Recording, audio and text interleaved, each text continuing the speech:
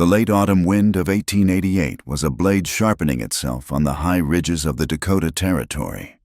It swept down from Copper Mesa with a mournful cry, slicing through the chinks in the barn walls of the Breakwater Ridge Ranch. Inside, the air was a world away from the night's chill. It was thick with the warm, sweet breath of hay, the earthy scent of livestock, and the rich, comforting smell of worn saddle leather. Each scent told a story of labor, of life, of a day's hard work put to rest.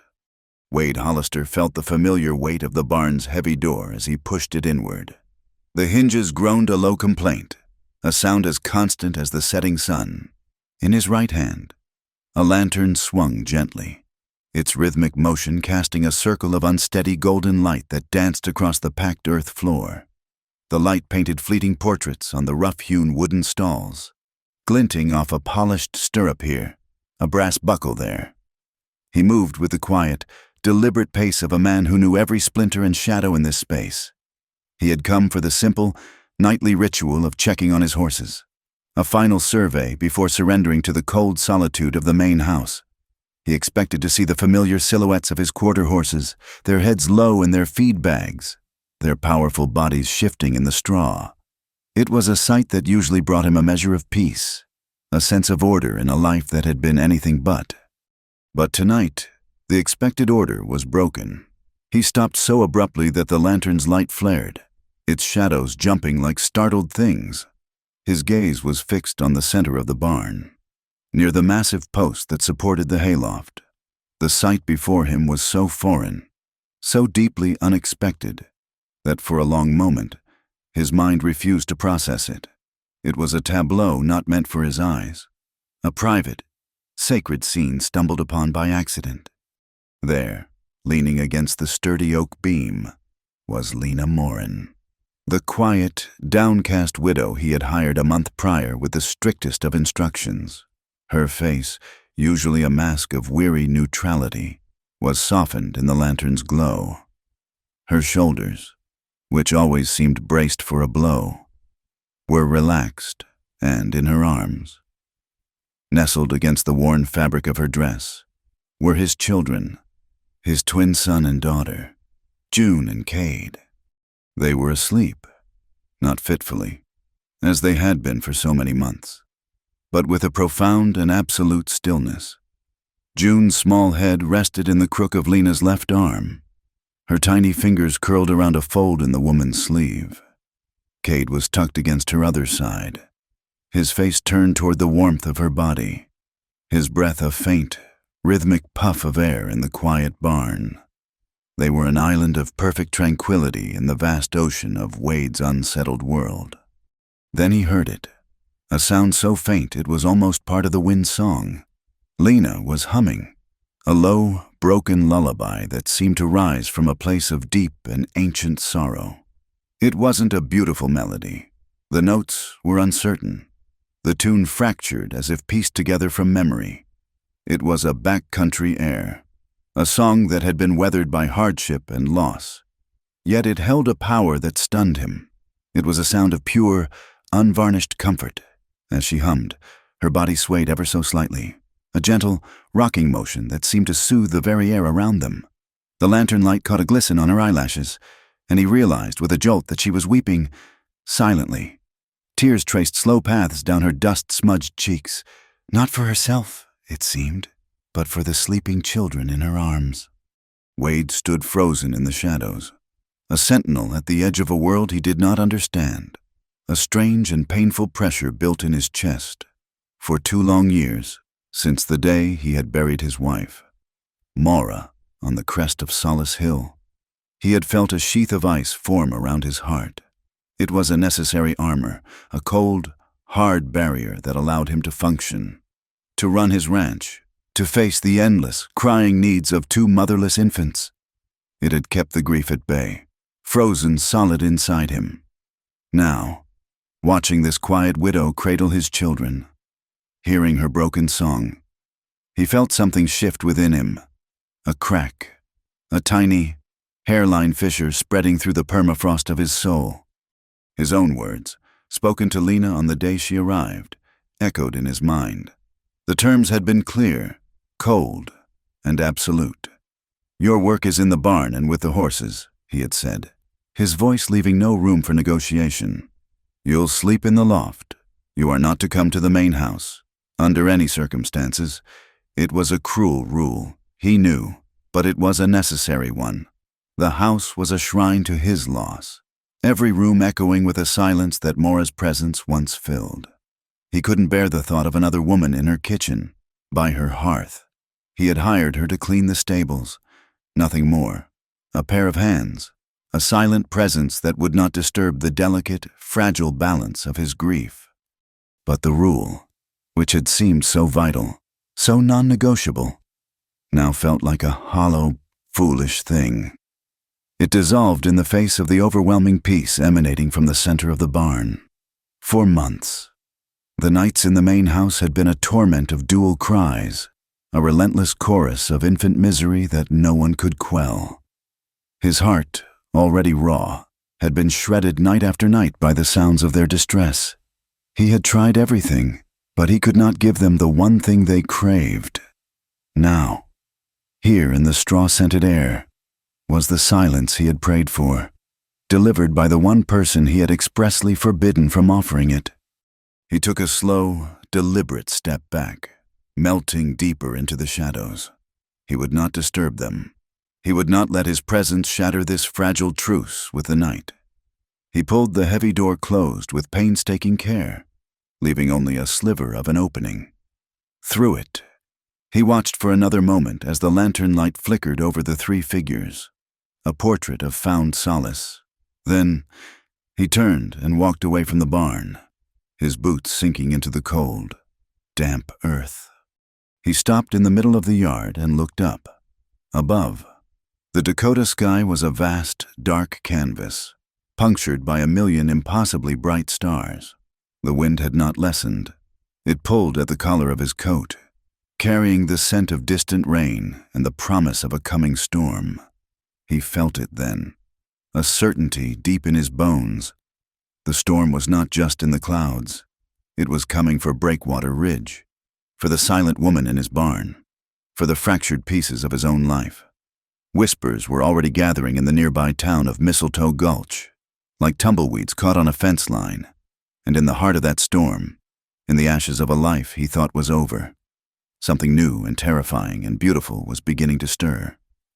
She had arrived on the noon mail coach from Mistletoe Gulch, a solitary figure stepping down into the dust of the Breakwater Ridge turnoff. Lena Morin carried everything she owned in a single, well-worn canvas bag that seemed to hold more memories than possessions. She was a woman etched by hardship, not yet old in years, but with an ancient weariness in her eyes, hollowed out by nights that had offered no rest. Her hands, when she accepted the bag from the driver, were not the soft hands of a housemaid. They were red, chapped, and calloused, the hands of someone who had fought the earth for a living and rarely won. She stood for a moment as the coach rumbled away, a small, still point in the vast, indifferent landscape of Copper Mesa. Wade Hollister hired her on the spot, his assessment as swift and unsentimental as a cattle auction. He didn't ask about her past or where she came from. He saw what he needed: a woman who looked like she wouldn't break, who carried her silence like a shield, and whose clothes, though faded, were immaculately clean. The terms he laid out were as stark and unforgiving as the territory itself. "You'll have the hayloft for your quarters," he stated, his voice flat, his gaze fixed somewhere over her shoulder. "You'll see to the horses, muck the stalls, and keep the tack in order. You'll provide your own meals. You are not, under any circumstance, to come to the main house." He had paused then, letting the weight of the final rule settle.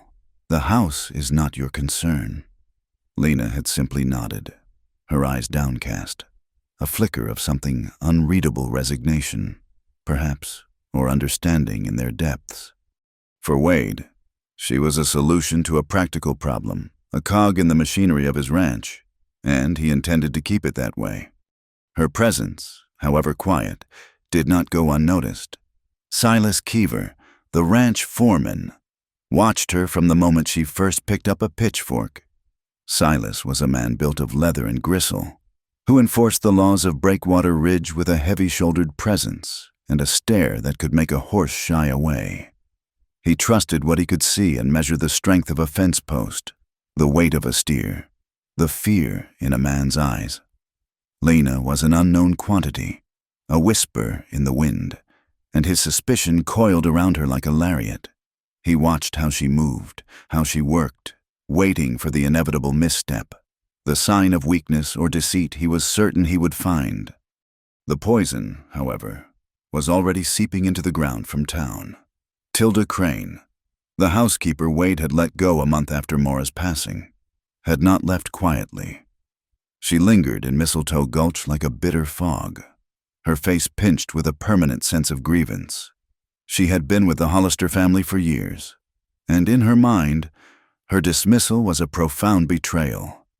Now, she saw Lena as the usurper of a position that was rightfully hers, leaning over the counter at Verna Pike's general store or sharing a bit of gossip by the church steps. Tilda planted her seeds of doubt, a lonely widower with 2 babes. She'd murmur, her voice thick with false sympathy. "It's a tempting situation. Mark my words, every widow wants to find a way to climb onto the master's porch." Lena, oblivious or indifferent to the currents of suspicion swirling around her, simply worked. She scrubbed water troughs until the wood was pale, mended harnesses with the neat, tight stitches, and wore out a cleaning rag on saddles that already gleamed.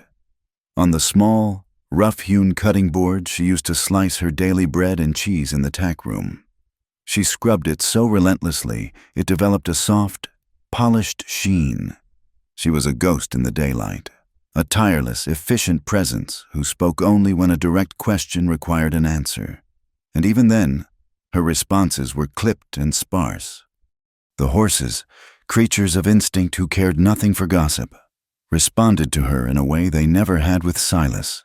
They seemed to draw from her stillness. Silver Rag, a dappled gray gelding with a mean streak and a powerful kick, had put 2 ranch hands on the ground in the past year. He was Wade's horse, and even Wade approached him with caution. Yet, within a week, Lena could walk into his stall without a word, and the horse would lower his head, his ears soft, allowing her to curry his coat and comb out his mane with a gentleness that seemed to mesmerize him. One sweltering afternoon, as the sun beat down on the dusty yard, Wade walked out to the well. He saw Lena in the shade of the barn, her back to him, methodically cleaning a set of bridles. Her face was flushed with heat, and a strand of dark hair had escaped its tight bun, clinging to her damp temple. On impulse, he filled a second dipper from the cool bucket and walked over. He didn't speak, just held it out to her. She started slightly, her head turning. For a moment, her eyes clear and gray as a winter sky, met his. She took the dipper, her calloused fingers brushing his. "Thank you," she said, her voice barely a whisper. She drank the water quickly and handed the dipper back without meeting his eyes again, turning back to her work as if the interruption had never occurred. But as Wade walked back toward the house, he felt the ghost of that fleeting contact, a strange and unexpected warmth that lingered in the oppressive, heavy air. Change was coming to Copper Mesa, carried on the wind like the scent of rain. Word arrived with the mail coach that surveyors from the Northern Meridian Railroad were heading west. They were mapping a new line, and rumor had it the tracks would cut right through the territory. Suddenly, land that was once measured in grazing rights and water access was being eyed for its proximity to a future railhead. Speculators began to appear in Mistletoe Gulch, men with soft hands and sharp eyes. Wade's land, with the life-giving Silver Thistle Creek running through its heart, became a prize. The steady, predictable rhythm of ranch life was disturbed by the frantic hum of greed. The rumors about the land soon mingled with the rumors about the new woman at Breakwater Ridge. Verna Pike, the proprietor of the general store, was the town's unofficial historian of whispers, with a tongue as sharp as a paper cut. She collected, curated, and redistributed every morsel of gossip that came her way. As she weighed out flour for Tilda Crane, she'd lean in conspiratorially. A woman alone, with no people to speak for her, Verna would say, clucking her tongue, and him up there, with those poor motherless babies. A clever woman knows a child's cry is the surest way to a man's front door. You watch out for the widow who uses children to get in the house. One evening, as twilight bled purple and orange across the horizon, Wade was walking back from the west pasture. He heard a soft sound coming from the corral where Silver Rag stood. It was Lena, leaning against the fence, humming the same broken, mournful tune he would later hear in the barn. The horse stood perfectly still, its head low, as if listening. Wade stopped in the shadow of a cottonwood, unseen. He heard her speak to the animal, her voice low and even. "You see," she murmured, stroking the horse's powerful neck. "It's simple. They trust me because I take nothing from them." The words, not meant for him, struck Wade with the force of a physical blow. He thought of the land speculators, of Tilda's bitterness, of Verna's poisonous gossip. Everyone seemed to want something from him, his land, his position, his attention. This woman, whom he paid a pittance to muck out his stalls, asked for nothing. The thought held him there for a long time before he turned and walked silently back to the house.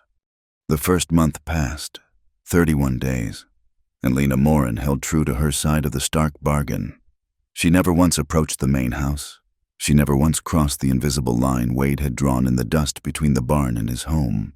She was a shadow at the edge of his life, a presence felt but not truly seen. Yet, her ghost had already breached the walls. In the dead of night, when the twin cries of June and Cade would rise in unison, a desperate, inconsolable wail that tore at Wade's last nerve. He would find himself thinking of the quiet woman sleeping in the hayloft. Her shadow had already fallen across his children's memory, a faint, instinctual promise of a comfort that he, in his locked-up grief, could no longer provide. The house was his fortress, but the sound of his children's sorrow was the enemy already inside the gates. The weight of gossip is a heavy thing, denser than lead and twice as toxic. It travels on the wind but settles in the heart. Silas Keever brought the first load of it to Wade at dusk, his silhouette dark against the fading light. He found Wade in the tack room, mending a stirrup leather, the rhythmic pull of the only sound. "Been to town," Silas said, not as a greeting, but as a prelude. He leaned against the doorframe, his bulk filling the space. "There's talk." Wade didn't look up. He continued to thread the waxed linen.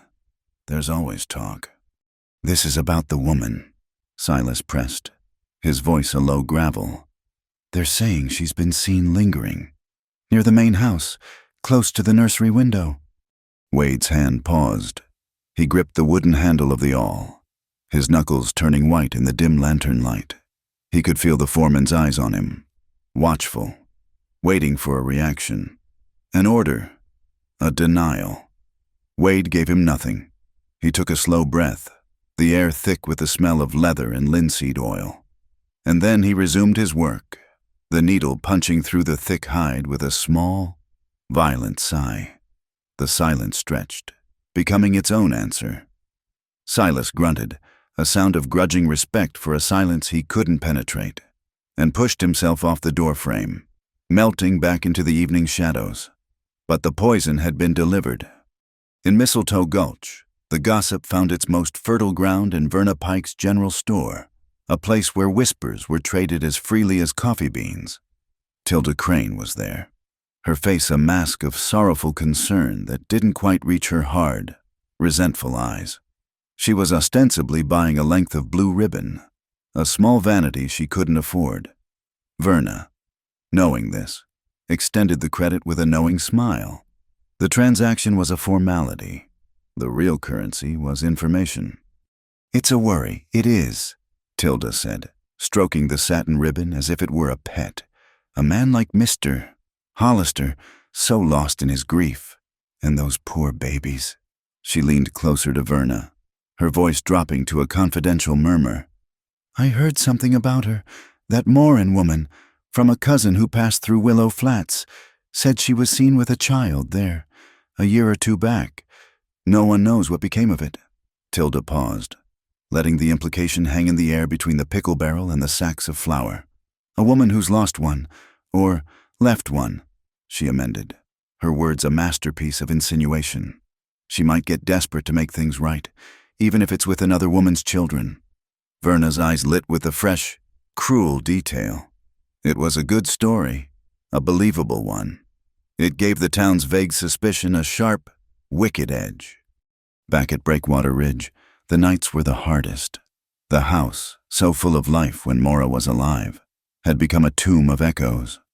For Wade, the long, dark hallway leading to the twins' room was a path he walked with dread. He would stand before their closed door, his hand resting on the cool wood, and see not a nursery, but the place where the life of his house had bled out onto the floorboards. It was in that room that Maura had given him his children, and it was in that room that a hemorrhage had stolen her away hours later, leaving behind a silence that screamed louder than any infant's cry. And now, the crying would begin. It started as a whimper from June, a small, questioning sound that was quickly answered by Cade's full-throated, angry wail. Soon they were a duet of misery, a sound that clawed at the foundations of Wade's composure. He would go in, walk the floor with one on each shoulder, his large hands clumsy and useless against their deep, primal grief. They were crying for a warmth he couldn't provide, a scent he didn't possess. One night, the crying reached a new, feverish pitch. It was a sound of such raw despair that it felt like a physical assault. Wade was near his breaking point when a soft knock came at the back door. He opened it to find Lena Morin standing on the steps, a violation of his most sacred rule. She held a small ceramic bowl in her hands, steam rising from it in the cool night air. She did not look at his face, but at a point on the floor just beyond his boots. "Sir," she said, her voice quiet but steady, "I know my place, but the babes, they sound pained." She held the bowl forward slightly. "It's just warm water and a little brown sugar. Sometimes it helps. If you'd allow me to try." Wade stared at her. Every instinct screamed at him to send her away, to bolt the door and reinforce the wall he had built around his home, his heart. But through the open door, the sound of his children's suffering poured out, relentless and accusing. He was failing them. Whatever he was doing, it wasn't working. The exhaustion was a physical weight on his shoulders, pressing him down. He looked from Lena's downturned face to the simple offering in her hands, and a part of him surrendered. He gave a single, almost imperceptible nod. She entered the house as if stepping into a church, her movements quiet and respectful. She followed him down the long, echoing hallway to the nursery. Inside, the air was thick with tension. Lena didn't hesitate. She went to June's crib first, handing the bowl to Wade. She gently lifted the crying baby. Holding her close, she began to hum, that same broken lullaby from the barn, a melody she seemed to be pulling from the very marrow of her bones. It was the song she called Wind Over Thistle, a tune with no formal beauty, only a raw, aching sincerity. June's frantic cries faltered, her small body going rigid with surprise, then slowly, miraculously, relaxing against Lena's shoulder. She took Cade next, who was kicking and screaming with rage. She held him firmly, walking him slowly around the room, her voice never rising above a low hum. His cries subsided into hiccuping sobs, and then silence. She laid them both back in their cribs, their breathing deep and even, their tiny faces finally peaceful in sleep. The room, which moments before had been a storm of misery, seemed to exhale. In the quiet, with only the moonlight slanting through the window, Lena spoke, her back still to Wade. "I lost a child," she said, her voice so low he had to strain to hear it. "A boy. He only lived 2 days." She paused, her hands gripping the rail of the crib. He was so small, and when he cried, someone should have been there to hold him. The words landed in the silent room with a quiet devastation. Wade felt a phantom hand press on an old, deep wound inside him.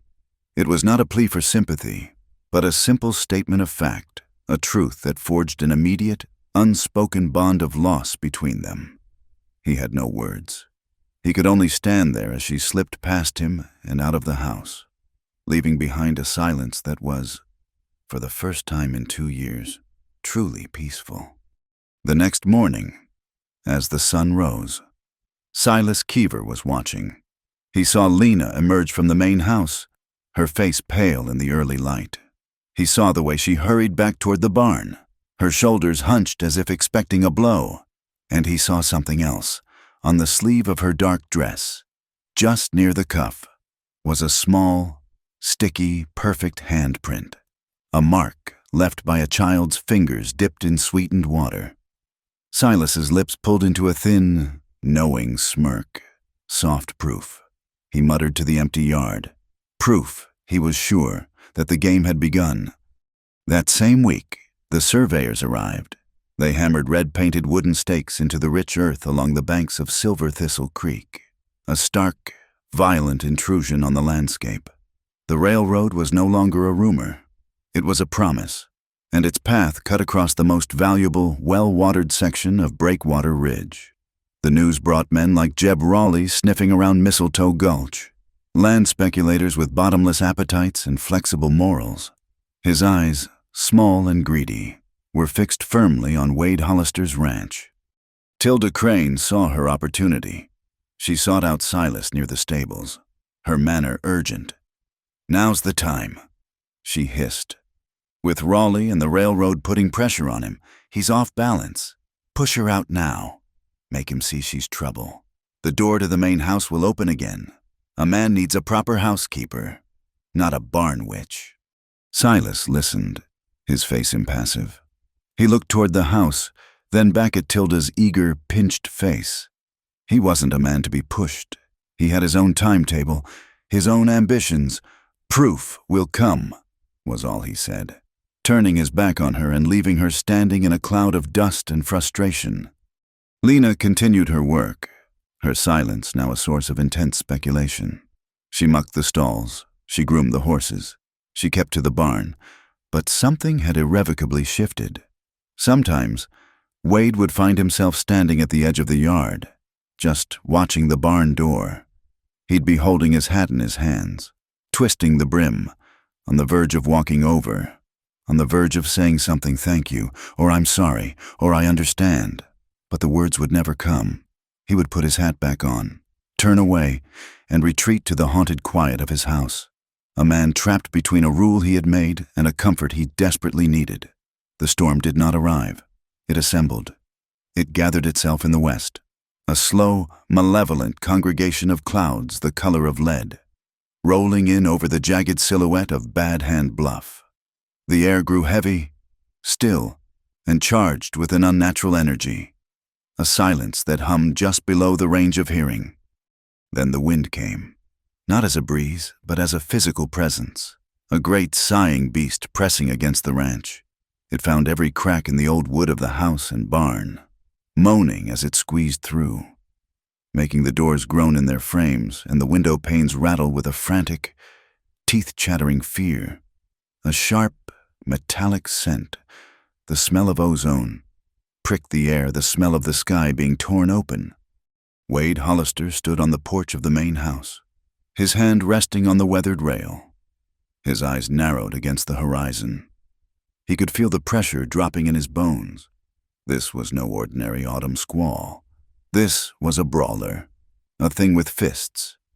He saw Silas Keever and the other 2 ranch hands, Tom and young Billy, working frantically to secure the canvas covers over the hayricks.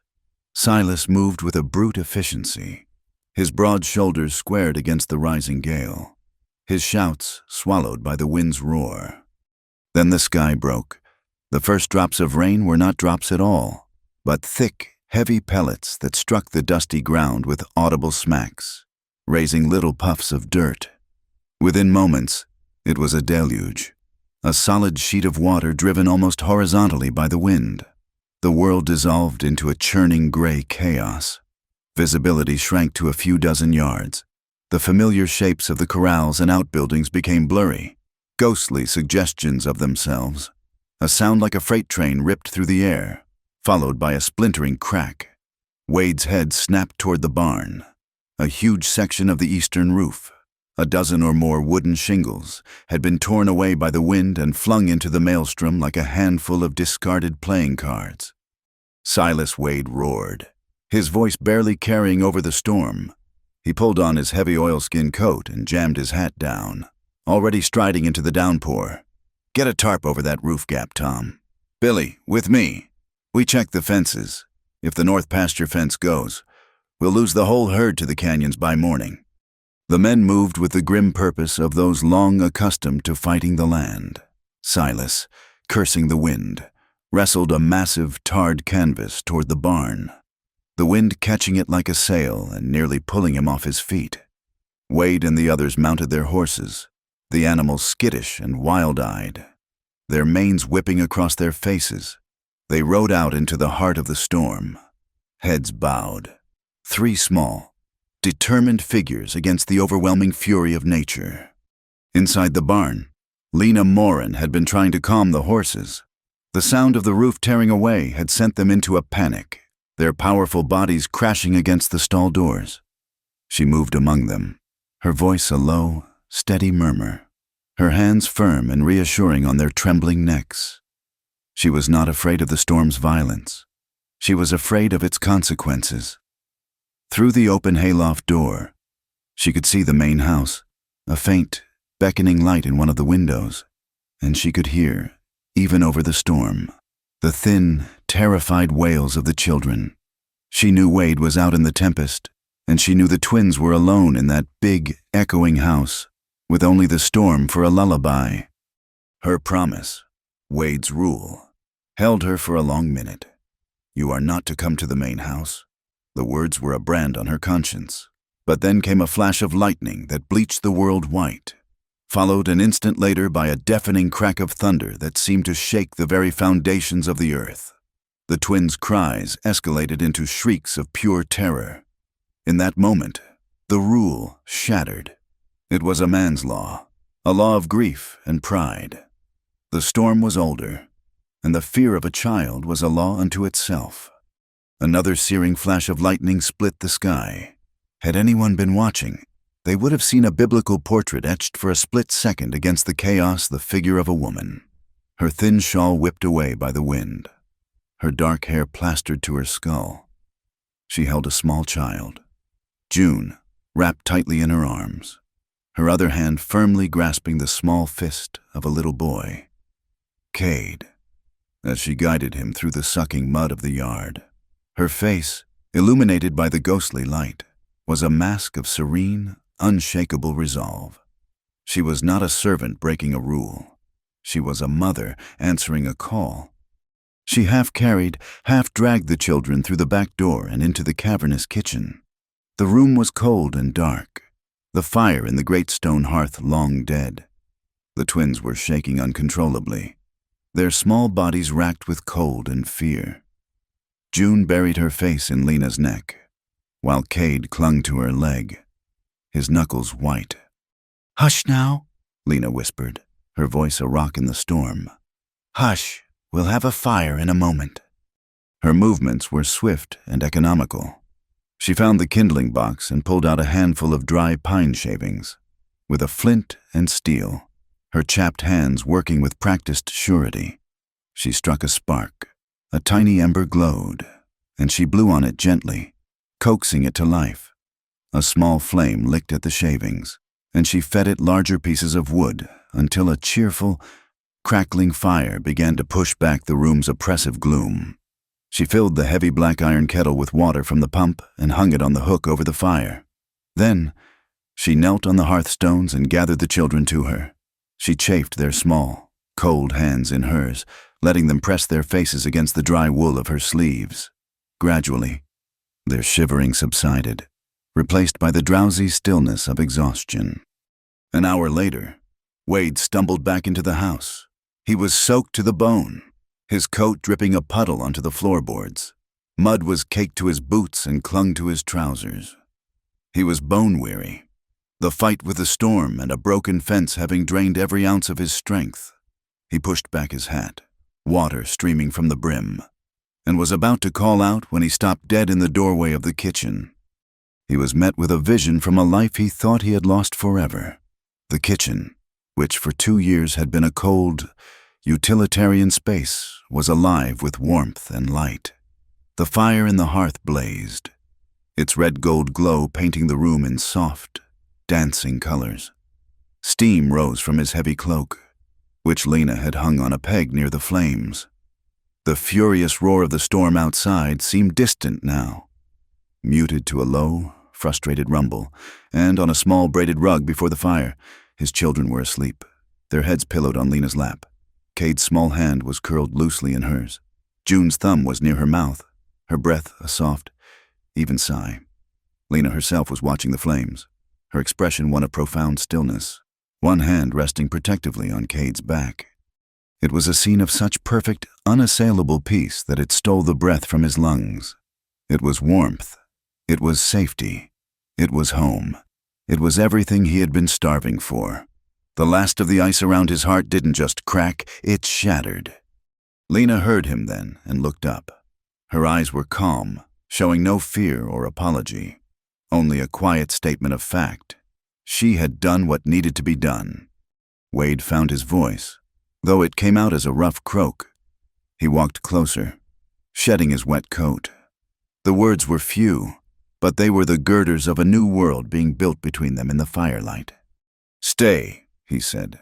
It wasn't a question or a command, but a plea. "Stay while the storm roars." She looked down at the sleeping children, then back at him. A world of understanding passed in that glance. "If you wish," she answered softly.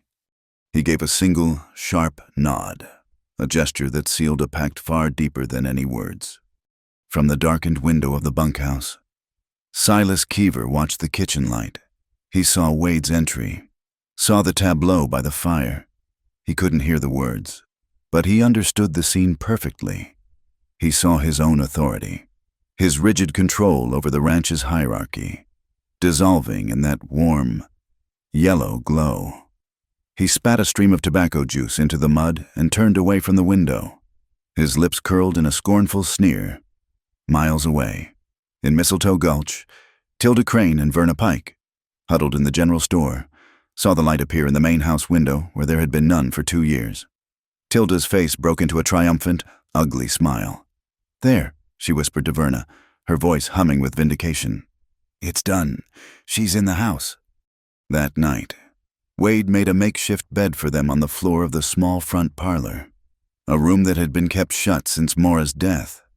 He brought down blankets and pillows, his movements stiff and unfamiliar in the domestic space. Lena laid the sleeping children down and covered them, then sat in a straight-backed chair, clearly intending to keep watch. Wade pulled another chair near the hearth where he'd built a small fire. For a long time, they sat in silence, the only sounds the soft breathing of the children and the steady, rhythmic drumming of the rain on the roof. The storm had lost its rage and settled into a deep, cleansing downpour. It was Lena who spoke first, her voice so quiet it was almost part of the rain song. She stared into the fire, her hands clasped in her lap.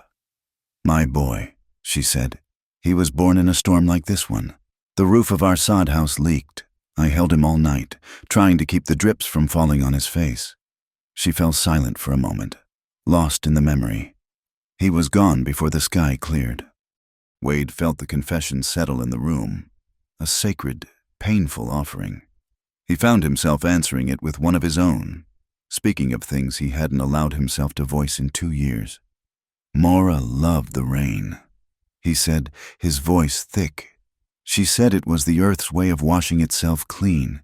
She's buried up on Solace Hill, under the big cottonwood. She picked the spot herself. Said she'd have the best view of the sunrise." They talked for hours, not as master and servant, but as two survivors sharing stories from the wreckage. They spoke of the small, sharp details of their grief, the crushing weight of the silence, the phantom pains, the way the world kept moving when their own had stopped. They passed the night in that small, firelit room, building a fragile bridge of shared sorrow across the chasm of their loneliness. As dawn approached, the rain finally stopped. The wind died down, leaving behind a world that felt new and scrubbed clean. A pale, watery light began to filter through the parlor window. The storm, having thrown its tantrum and spent its fury, had moved on. But in the quiet warmth of the kitchen, in the shared confessions of the night, something had taken root. A new and fragile peace had been planted in the heart of Breakwater Ridge. It was a seedling, barely strong enough to stand on its own, yet it was vibrant enough to provoke the jealousy and cruelty of the world waiting just beyond the door. The world after the storm was deceptively beautiful, washed clean and glistening under a fragile morning sun. But the cleansing had not reached the hearts of men. The malice had simply waited for the rain to stop.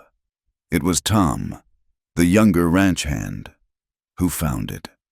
Nailed crudely to the main gate of Breakwater Ridge was a slab of raw, splintered pine. 3 words had been daubed on it with what looked like black axle grease, the letters thick and dripping like open wounds. False mother.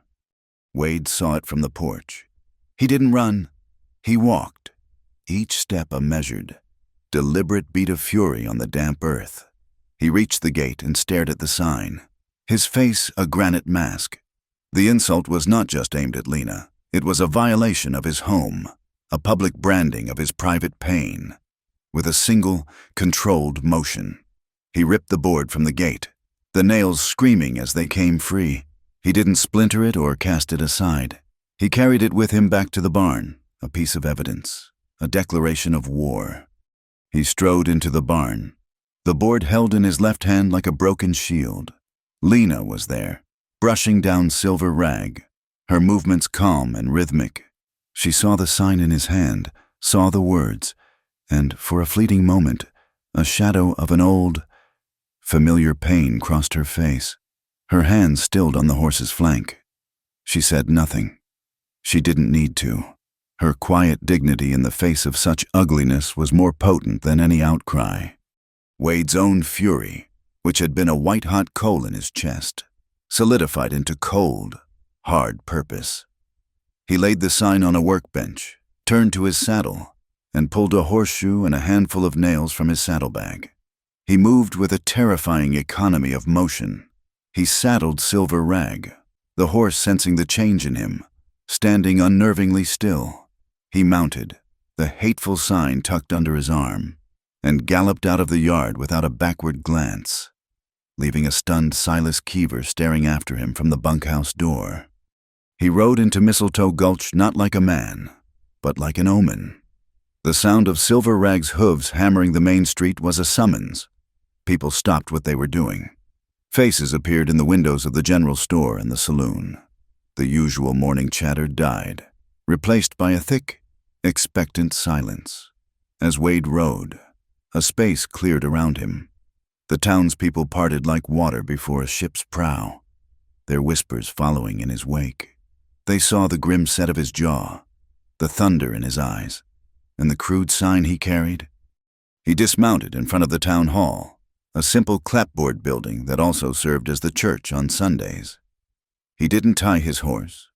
Silver Rag stood, reins dangling, as if tethered by his master's will.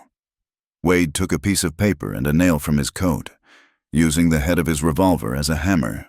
He nailed the paper to the heavy oak door of the hall. The sound of the blows, sharp and explosive, echoed through the silent street. Then he took the false mother sign and nailed it directly below his notice. The message was unmistakable. This is the accusation. Now you will hear the defense. The notice was brief, his handwriting stark and black. Town meeting, 5 o'clock. Hear Hollister speak. He remounted his horse and rode out as he had come in, leaving the town to buzz and fester in his wake. The hours leading up to 5 o'clock were a slow gul noon pot. Mistletoe Gulch became a hive of speculation. Verna Pike, sensing a historic opportunity for influence, began baking. She set a tray of her famous sugar cookies on the counter of the general store, offering them for free to anyone who came in. The price of a cookie was an opinion, a shred of gossip, a whispered theory. Her store became the unofficial courtroom where the prosecution's case was built. The room was thick with the sweet smell of vanilla and the bitter scent of judgment. Tilda Crane was the prosecution's star witness. She held court near the pickle barrel, dabbing at her dry eyes with a handkerchief. "It's the children I worry for," she lamented to a sympathetic circle of townswomen. So vulnerable. A woman's influence is a powerful thing, for good or for ill. I tried to warn him. I only ever wanted what was best for that family. Her performance was masterful, a blend of wounded loyalty and grave concern that painted Lena as a cunning, dangerous interloper. Silas Keever, meanwhile, played a more subtle game. He stood outside the saloon, whittling a piece of wood, a picture of detached neutrality. When men approached him, seeking the insider's view, he would simply shrug. "Not my place to say," he'd offer, his eyes hooded. "Hollister's his own man, makes his own choices." But then he would add, with a slight, almost imperceptible smirk, "But a fire in a man's house and a fire in his heart. Both can get out of control if you're not careful." He never accused Lena of anything directly, but his carefully chosen words were like sparks thrown into dry tinder, allowing the flames of suspicion to leap and spread on their own. Back at Breakwater Ridge, the silence was heavy. Lena had found a small, cracked slate and a nub of chalk in the tack room. While the town decided her fate, she sat on a bale of hay and wrote. She was not crafting a defense or a plea. She was clarifying her truth. When Wade returned, his anger now a banked fire, he found her in the barn. She wordlessly handed him the slate. On it, in a neat, steady hand, she had written, "I do not want the land. I want the children to have peace." He read the words, and they settled him. They were the anchor in the storm of rumor and lies. This was not a fight for property or position. It was a fight for the quiet, sleeping breath of his children. He nodded at her, a look of profound, weary gratitude in his eyes. "Stay with them," he said. "I will handle this." By 5 o'clock, the town hall was packed. Every bench was full, and men stood 3 deep along the back wall. It was hot, the air thick with the smell of sweat, damp wool, and nervous anticipation. The false mother sign was still nailed to the door, a silent, ugly accusation that everyone had to pass on their way in. Wade Hollister walked to the front of the room and stepped onto the low wooden platform that served as a stage. He was not wearing his dusty work clothes, but a clean shirt and his Sunday coat. He faced the sea of faces, some hostile, some curious, some merely hungry for drama. He let the silence sit for a long moment, his gaze sweeping over them, forcing them to meet his eyes. "I called you here because one of you is a coward," he began, his voice low but carrying to every corner of the room. "One of you nailed a lie to my gate in the dark." He paused. "I'm not here to find out who. I'm here to tell you the truth." He looked toward the back, where Tilda Crane was artfully composing her face into an expression of concern. He saw Verna Pike, her arms crossed, her lips pursed in judgment. He saw Silas, leaning against the wall, inscrutable. "You have all heard the talk," Wade continued, his voice steady and clear. "You have been told that a strange woman has found her way into my home. You have been told to fear for my children." He took a breath, and when he spoke again, the hardness in his voice was gone, replaced by a raw, aching vulnerability that stunned the room into absolute silence. "My children have not slept through the night since their mother died. For 2 years, this house has been filled with their crying. I have walked the floors. I have tried every remedy, and I have failed them." He looked down at his own large, empty hands. "The woman you are whispering about, Lena Morin, she came to my barn to work, but she was the one who heard them through a storm. She was the one who could quiet them when I could not." He lifted his head, his eyes finding the faces of the mothers in the crowd. "She did not give my children birth," he said. his voice ringing with a conviction that was as powerful as a prayer. But she has given birth to their sleep. The sentence landed with a profound, unanswerable weight. It was a truth so simple and so fundamental that it cut through the thicket of lies and innuendo. Faces softened. Eyes that had been hard with judgment now held a flicker of understanding. A few women nodded slowly, a dawning empathy on their faces.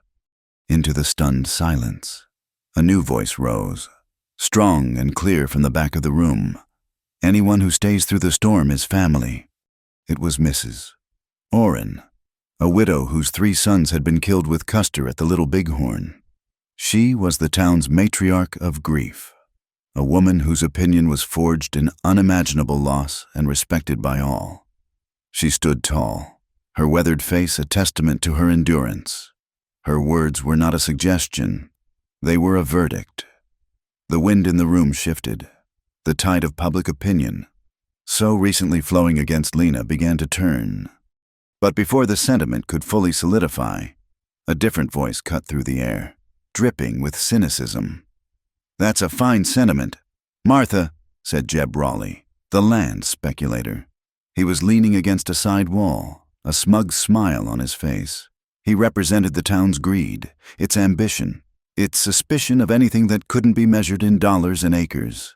But family is one thing, property is another. He pushed himself off the wall and took a step forward. Every home needs papers. Every claim needs a clear title.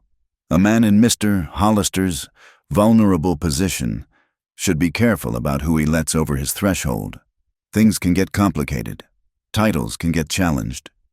The threat was veiled, but clear to every landowner in the room. Raleigh was linking Lena's presence not just to a domestic squabble, but to the legal stability of Breakwater Ridge itself.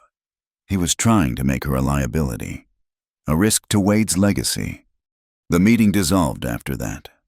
No formal vote was taken, no verdict rendered. People filed out quietly, the mood sobered and uncertain.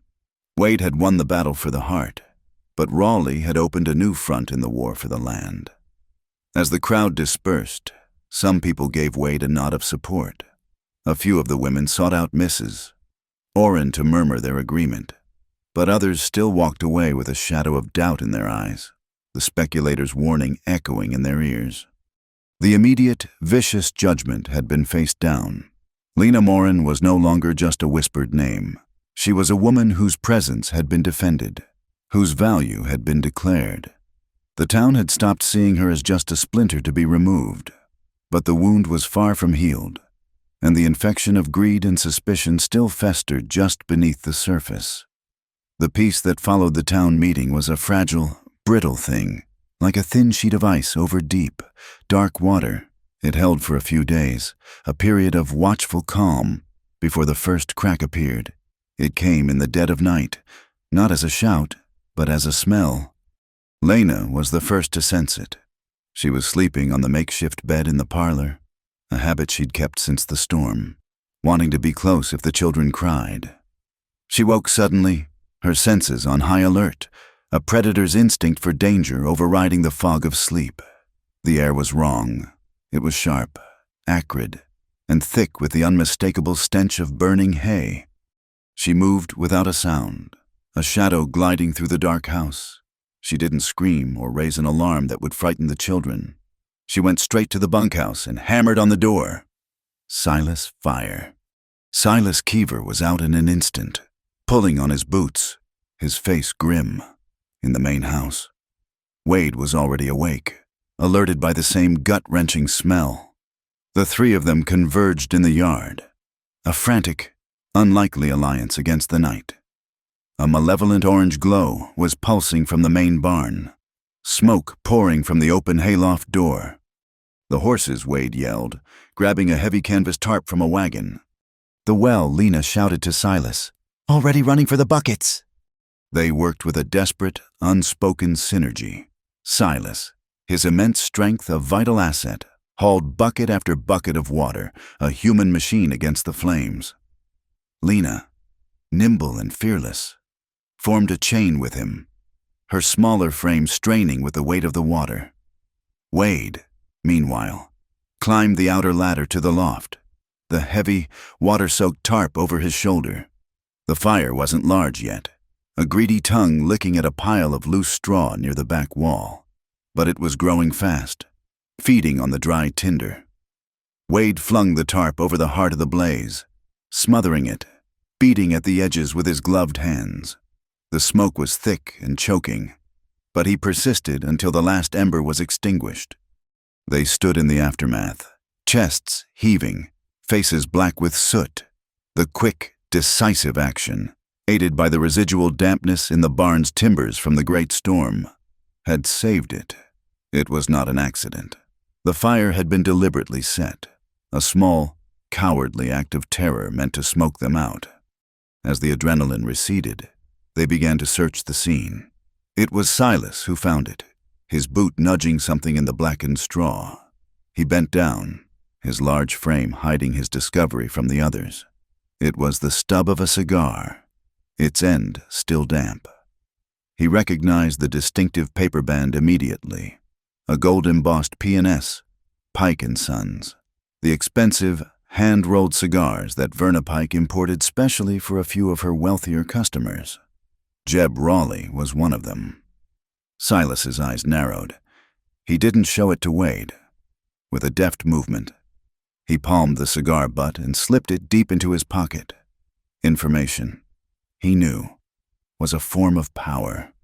The next evening, that power was tested. Jeb Raleigh found Silas in the Mistletoe Gulch Saloon, a place Silas rarely frequented. Raleigh slid onto the stool next to him, signaling the bartender for a bottle of whiskey. "A drink for the hardest-working foreman in the territory," Raleigh said, his voice smooth as oiled leather. He poured 2 glasses. "Heard you had a little excitement up at the ranch." Silas grunted, taking the glass. "You hear a lot of things." "I do," Raleigh agreed, smiling. "I also see a lot of things.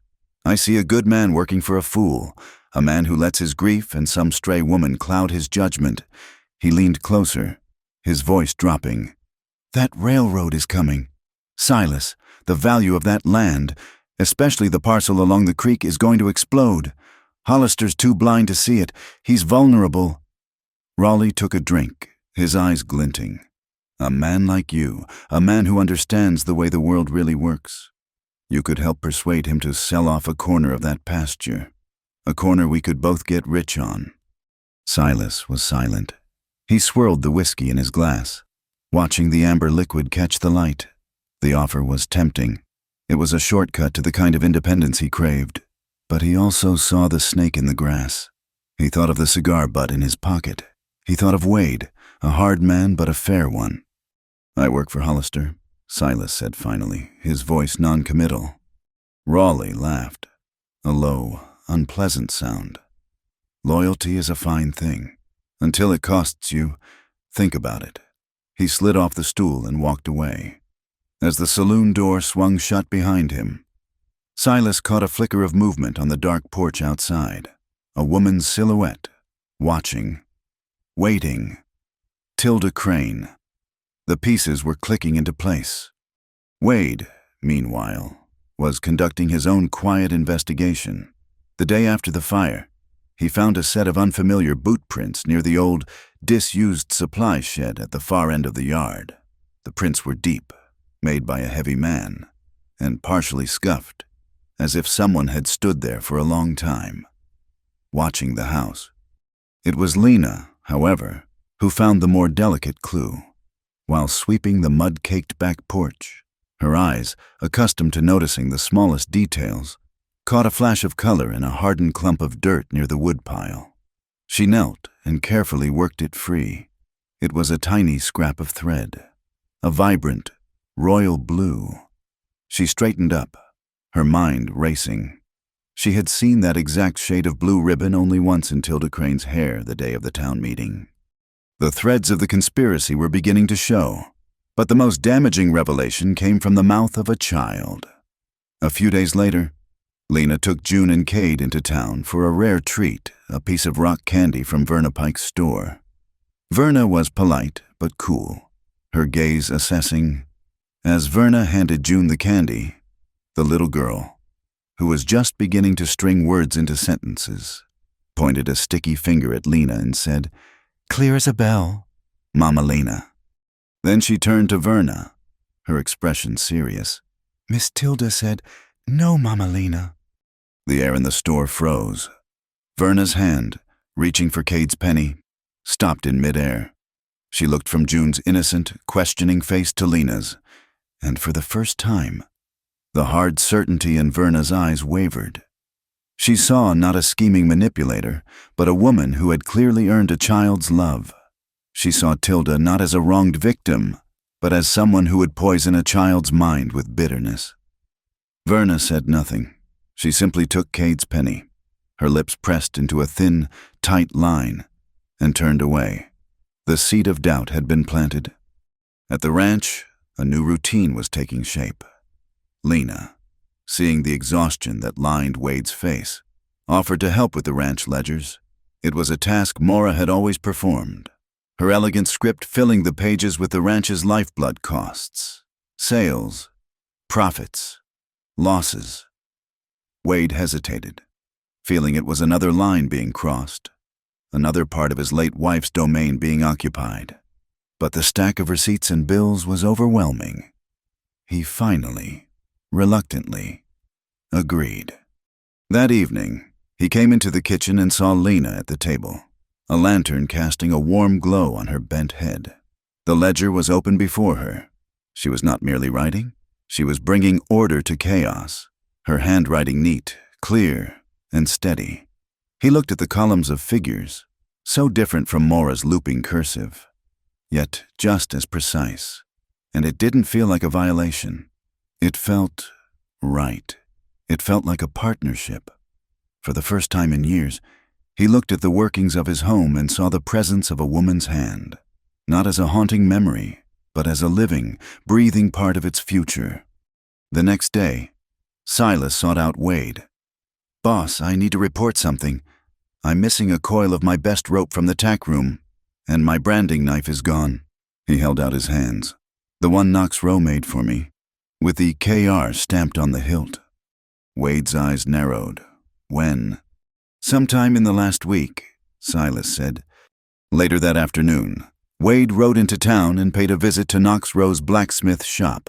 Rowe, a massive man with arms like tree trunks, confirmed Silas's story. "Sold a knife just like that one a few days ago." The blacksmith boomed over the clang of his hammer. "To a woman. Wore a hat with a feather in it." The description was a perfect match for Tilda Crane. The net was tightening. In town, Verna Pike, unsettled by June's comment, made one last attempt to discredit Lena. She began circulating a story that she'd heard from a traveling salesman that Lena Morin had been run out of Willow Flats for theft. But the lie didn't travel far. Reverend Hale, having heard the rumor, quietly took it upon himself to send a wire to the minister in Willow Flats. The response came back 2 days later. The minister confirmed that Alina Morin had indeed lived there briefly, working as a laundress. She had left of her own accord, seeking better wages. There had never been a single complaint lodged against her. The Reverend didn't make a public spectacle of the news. He simply showed the telegram to 2 of the most respected matrons on the church council. The lie died a quiet, unceremonious death. That night, up in the hayloft that she still considered her private space, Lena opened the small wooden trunk that held all her worldly goods. The contents were meager, too simple: patched dresses, a small Bible, and a wrapped bundle of cloth. She carefully unwrapped the cloth. Inside was a single, tiny, half-finished baby sock, knitted from soft white wool. It was all she had left of the son she had buried. She held it to her cheek, the soft wool a ghost against her skin. She kissed it gently, a sacrament of memory, and then carefully wrapped it again and placed it back in the chest. She closed the lid. There had been a time when her first instinct would have been to run from the trouble that was brewing, but looking at that small, unfinished sock, she knew she couldn't. Her fight was no longer just for herself. She closed the chest and made her decision. She would not run. Down below, Wade sat on the top step of the back porch, the cool night air doing nothing to soothe the turmoil in his mind. The pieces of the puzzle were all there. Raleigh's greed, Tilda's jealousy, Silas's hidden knowledge. But as he tried to fit them together, a sound drifted from the front of the house, a sound so unexpected it made his heart stop. It was laughter. It was the high, bell-like peal of June's laugh, followed by the deeper, rumbling chuckle of Cade. He rose and walked silently to the corner of the house, peering around. There, on the front porch, sat Lena, a small lantern at her feet. She was showing the twins how to fold pieces of newspaper into the shape of boats. Cade's boat had just capsized in an imaginary puddle, and the three of them were overcome with mirth. Wade stood in the shadows, transfixed. It had been 2 years. 2 years of silence, of crying, of a house that felt more like a mausoleum than a home. The sound of his children's pure, unadulterated joy was something he had relegated to a distant, painful memory. But here it was, real and alive, echoing in the Dakota night. And it was Lena who had brought it back. She had not just given them sleep, she had given them back their laughter. He leaned against the rough wood of the house, the sound washing over him, cleansing him. He closed his eyes and whispered the words to the night, a confession and a revelation all in one. "This," he said, his voice thick with emotion, "this is a sound I thought was gone forever." The afternoon that followed the attempted arson was draped in an unnatural quiet. The sky was a pale, washed-out blue, and the air, scrubbed clean by the storm and then tainted by smoke, held a kind of weary stillness. Inside the kitchen, the peace was more genuine. It was a quiet born not of emptiness, but of shared purpose. The midday meal was over, and a comfortable domestic rhythm had established itself without either Wade or Lena acknowledging it. The clatter of forks had been replaced by the soft splash of water in the wash basin and the gentle clink of stoneware as they dried and put away the dishes. They moved around each other in the warm, sunlit space with an unspoken choreography. He would wash a plate, his large hands surprisingly careful, and pass it to her. She would take it, dry it with a soft cloth until it shone, and place it on the high wooden shelf. It was a simple task, one they had both performed thousands of times alone, but doing it together transformed it into something else entirely. It became a silent conversation, a communion. The house was breathing around them. From the adjoining parlor, where June and Cade had been put down for their nap, came the sound of their soft, even respirations. It was a sound that had become the new heartbeat of Breakwater Ridge, a gentle, rhythmic proof of the peace Lena had brought into its walls. It was a sound like a distant, steady drum, a promise that the world, for now, was safe and in its proper order. Wade handed her the last of the heavy ceramic mugs, and as she reached for it, his fingers brushed against hers. It was a fleeting contact, the rough callus of his palm against the back of her hand, but it sent a jolt through the quiet air between them. They both froze, the mug suspended for a half-second in the space between their hands. It was the first time they had touched outside of a moment of crisis or necessity. This was a touch of simple proximity, of shared space, and it felt more significant than any of the frantic handoffs of water buckets during the fire. A slow warmth crept up Lena's neck. Wade cleared his throat. A rough, uncertain sound. He pulled his hand back as if he had touched a hot stove, but then he looked at her, truly looked at her, and saw not a servant or a widow, but the woman who had brought laughter back into his home. A slow, tentative smile touched the corners of his mouth, and Lena, who had not had cause for a genuine smile in years, felt an answering one rise to her own lips. Unbidden and surprisingly light. The moment passed, but it left a shimmering warmth behind, a new and delicate thread woven into the tapestry of their lives. Later, as evening settled and the children continued their deep, peaceful slumber, they sat before the hearth. The fire had been banked low, a bed of glowing orange coals that pulsed with a gentle, breathing light. The day's work was done.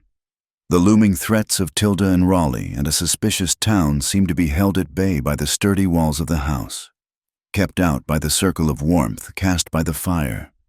For a long time, they were silent, watching the hypnotic dance of the embers. It was Wade who finally broke the stillness, his voice low and thoughtful. "When the railroad comes through," he began, his gaze fixed on the fire, "it's going to change everything. Most men are just thinking about land prices, cattle shipping." He shifted in his chair, leaning forward, a spark of an old, forgotten enthusiasm in his eyes. "But I've been thinking, the mail contracts will change too. They'll need a way to get letters and parcels from the railhead to the smaller towns and the outlying ranches. They'll need fresh horses, strong ones, a proper way station." He looked at her then, sharing a piece of himself he thought had been buried with Mora. "I've always dreamed of building a real post station here, Breakwater Ridge Station, a place known for the best horses and the fastest delivery in the territory." He fell silent, a little embarrassed by his own confession, as if he'd revealed a foolish, boyish fantasy. Lena listened, her expression unreadable in the flickering light. She didn't dismiss his dream or offer false praise. She simply accepted it, giving it a space to exist in the quiet room. After a moment, she shared a dream of her own. "I've never wanted much," she said, her voice a soft murmur. "My wants have always been small." She looked toward the closed parlor door, a tender expression on her face. "I would like for the children to have proper beds. Not just their cribs, real beds, made of sturdy, sanded pine, with warm quilts." She paused, a shy smile touching her lips. "And for myself, I would like a small bookshelf, just a few planks of wood, strong enough to hold a handful of books, should I ever be lucky enough to own that many." The contrast was stark and beautiful. His dream was of expansion, of commerce, of making a mark on the changing world. Hers was of comfort, of stability, of the small, quiet joys of a settled life. And in the space between their two dreams, a whole and complete world seemed to take shape. The night deepened outside. A gentle wind had picked up, and they could hear it whispering through the stalks of dried corn that hung from the eaves of the porch, a sound like the rustling of taffeta skirts. The fire had burned down to a soft, pulsating glow.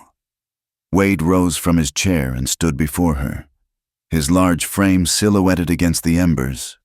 He looked down at her, his face a mask of shadows and light. "Lena," he said, his voice barely more than a whisper. He held out his hand, palm up. It was a gesture of profound vulnerability, an offering. "May I?" It was not a command or an assumption. It was a question, a request for permission. Lena looked at his outstretched hand. It was a rancher's hand, wide and strong, with calluses built from years of wrestling with rope and leather and the unforgiving land. She thought of her own hands, chapped and scarred from lye soap and hard labor. She raised her hand and placed it in his. His fingers closed around hers, a warm, firm pressure that was both awkward and perfectly, breathtakingly right. He gently pulled her to her feet. They stood before the hearth, their clasped hands the only point of contact between them, a bridge being built in the firelight. They were so close, yet he maintained a small, respectful distance. He did not pull her against him. He simply stood with her, holding her hand, letting the silence speak. He raised his other hand and gently, hesitantly, cupped her cheek. His thumb stroked the line of her jaw, a touch as soft as a moth's wing. She didn't flinch or pull away. She leaned into his touch, a silent surrender, a granting of trust. He lowered his head, and his lips met hers. The kiss was not a thing of fire and passion. It was a thing of warmth and reverence. It was clumsy and uncertain, the kiss of two people who had forgotten how, who had believed this part of their lives was over forever. It was slow and sure, a question and an answer, all in one. It tasted of wood smoke and coffee and a deep, shared loneliness that was, in that moment, finally vanquished. The imaginary camera of the heart would have seen only the play of the dying firelight on their faces, the flutter of her closed eyelids, the quiet strength in the set of his jaw. It was a kiss of profound comfort, a promise of sanctuary. When they parted, they did not speak. Words were too clumsy, too small for the vastness of what had just passed between them. He kept her hand in his and led her to the long wooden bench built against the kitchen wall. The fire had faded, leaving the room in a deep, intimate twilight. A soft click echoed in the stillness as the kitchen door, caught by a draft, swung gently shut, enclosing them in their new world. The moment did not fade to black, but to warmth. It was in the sound of their shared breath, the faint rustle of his cotton shirt against her sleeve as he sat beside her, the solid, reassuring presence of his shoulder next to hers. It was a moment built of absolute trust and silent, mutual consent. He released her hand only to pour them both a cup of chamomile tea from the kettle that had been warming by the hearth. They shared the single cup, passing it back and forth in a comfortable, domestic ritual. The silence was no longer empty. It was full, rich with unspoken understanding. Lena, feeling a weariness that was not of the body but of the soul, leaned her head and rested her forehead against his shoulder. The fabric of his coat was rough against her skin, but the man beneath it was solid, a bulwark. For the first time in more years than she could count, since long before she had lost her husband and her child, she felt the profound, bone-deep relief of being able to lean on someone. The weight she had carried alone for so long began, finally, to lift. Wade did not offer her poetry or promise her the moon and the stars. His promise, when it came, was as solid and practical as the man himself. He looked down at the dark head of hair resting on his shoulder. "Tomorrow," he said, his voice a low rumble. "Tomorrow, I will speak to everyone. We will make things clear." It was all she needed to hear. It was a promise to protect not just her, but the fragile peace they had built, the home they were accidentally, miraculously, creating together. But outside that circle of warmth, the night was cold and full of watching eyes. From the dark shadows of the bunkhouse porch, Silas Keever stood, a motionless sentinel. He could see their two silhouettes merge and separate on the drawn kitchen curtain. He saw the shared cup, the gentle inclination of her head onto Wade's shoulder. It wasn't romantic jealousy that stirred in his gut. It was a cold, bitter resentment of power lost. He had been Wade's right hand, the enforcer, the voice of hard reason. Now, he was being supplanted by a quiet woman and her soft, humming lullabies. He spat into the darkness. "This ranch," he muttered, his voice a low, venomous thing, "does not belong to a lullaby." And farther away, out on a low ridge overlooking the entire valley, another man watched the faint light in the Hollister house. Jeb Raleigh sat on his horse, a dark shape against the star-dusted sky. He had been watching the house for an hour. He took a final, long draw on his expensive Pike & Son cigar, the end glowing a fiery, angry red in the darkness. Then, with a puff of smoke, he blew it out. The red ember winked out of existence, a tiny star extinguished. It was a signal to himself. The time for waiting, for subtle pressure and whispered threats, was over. The final move was about to be made. It was the silence that woke her. Not a sound, but the absolute absence of it.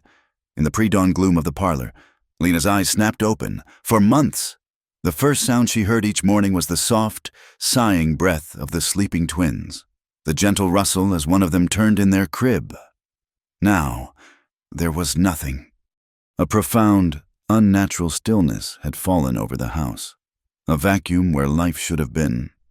She rose in a single, fluid motion, her heart a cold knot of dread in her chest. The cribs, when she reached them, were empty. The blankets were tossed aside, one of Cade's small knitted boots lying forlornly on the floorboards. A chilling draft snaked around her ankles. She turned and saw at the heavy back door, which was always barred at night, was ajar, a blacker rectangle of night gaping open to the yard.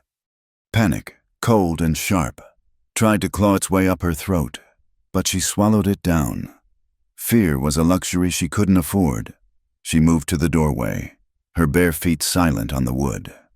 There, in the damp, dark earth just beyond the steps, were the tracks, small, scuffed footprints from a child's shoes, interspersed with the larger, deeper impressions of a man's boots, and leading away from the house, toward the dark line of the creek, were two parallel grooves scraped into the mud, the unmistakable drag marks of a rope. She didn't scream. Her response was primal, immediate. She ran through the yard, not to the main house, but to the tall post near the gate where the great iron alarm bell hung. She seized the thick, frayed rope and pulled with all her might. The first clang of the bell shattered the dawn. It was not a gentle summons. It was a raw, brazen cry of war, a sound that ripped through the quiet air and echoed off the high bluffs of Copper Mesa. It was a sound of violation, of terror, of a fortress breached. The response was instantaneous. A light flared in the main house. The bunkhouse door flew open. Wade appeared on the porch, pulling on his boots over his nightshirt, his face a mask of disbelief turning to raw fury as he saw Lena at the bell rope. He didn't need to ask. He saw the empty cribs through the open door, and his world tilted on its axis. He vaulted over the porch rail, a wordless roar tearing from his chest, and sprinted for the barn. Silver Rag, sensing the terror in the air, was already stamping and whinnying in his stall. Lena grabbed a lantern from a hook, her hands working with a speed born of pure adrenaline, striking a match and getting a flame on the first try. Silas Keever emerged from the bunkhouse, his face clouded with a strange, sluggish confusion. He seemed to take a half-second too long to grasp the situation, a beat of hesitation that felt both unnatural and damning, as Wade thundered out of the barn on Silver Rag, already a man possessed, and Lena ran toward the creek, lantern held high. Silas finally began to move, his heavy gait lacking the immediate, explosive urgency the moment demanded. Lena's lantern cast a swaying, golden circle on the muddy ground. The trail was horribly clear. The rope drag marks and the boot prints led straight toward the dense thicket of willows that lined Silver Thistle Creek. Wade reined in Silver Rag beside her, the horse's breath pluming in the cold air. His face was pale, his eyes burning with a terrifying light. "Dry Echo Cave," he rasped, his voice shredded. It was an old, abandoned prospecting cave, a network of shallow tunnels hidden behind a waterfall on the far side of the creek, a perfect place to hide, a place where a child's cry would be swallowed by the sound of rushing water. They plunged into the creek, the icy water soaking their boots and trousers, but they felt nothing. On the other side, the trail continued. As they scrambled up the rocky embankment, Lena's lantern light caught a flicker of color snagged on a low-hanging juniper branch. She stopped, her breath catching in her throat. It was a small, bedraggled piece of royal blue ribbon, the same ribbon Tilda Crane had been stroking in Verna Pike's store. The last piece of the puzzle clicked into place. This was not about land or money, not for Tilda. This was an act of madness, born of a twisted, desperate obsession. The entrance to Dry Echo Cave was a dark, weeping maw in the rock face, partially obscured by the cascading water. Wade dismounted, his rifle in his hands. He and Lena exchanged a single look, a silent agreement of shared terror and grim resolve. They entered the cave, their boots echoing in the damp, enclosed space. The main cavern was lit by a single, guttering lantern. The scene before them was a nightmare tableau. Jeb Raleigh stood near the back wall, a heavy shotgun cradled in his arms, his face a mixture of greed and nervous sweat. And near him, crouched on the floor, was Tilda Crane. She had Cade in her lap, his small body rigid with fear, and June stood beside her, held fast by a rope tied loosely around her waist. In her free hand, Tilda held a large skinning knife, its blade glinting in the lantern light. The children were not crying. They were frozen in a state of shock, their wide, terrified eyes fixed on the madwoman who held them captive. Tilda Wade's voice was a low growl, a sound of pure menace that vibrated through the stone. She looked up, her eyes wild and feverish, her hair coming undone in frantic strands around her face. When she spoke, her voice was cracked and brittle, like rotting wood. "I told you," she shrieked, the sound echoing horribly in the cave. "I belong in that house. I am the one who should be there. Not her. I'm the one who knows how it should be run." Raleigh shifted his weight, the shotgun looking heavy and unfamiliar in his hands. This was not what he had signed up for. "Just give them the deal." "Hollister," he said, his voice lacking conviction, "sell me the creek pasture and we walk away. Nobody gets hurt." But Wade only had eyes for Tilda and his children. He took a step forward, and Raleigh raised the shotgun. "Don't be a fool."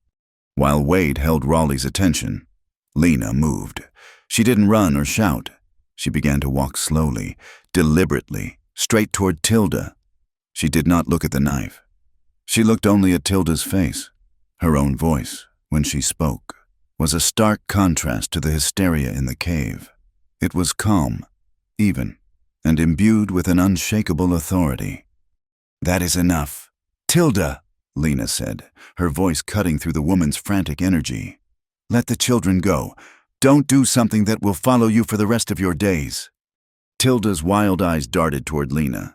"You," she spat, "you bewitched him. You stole my place."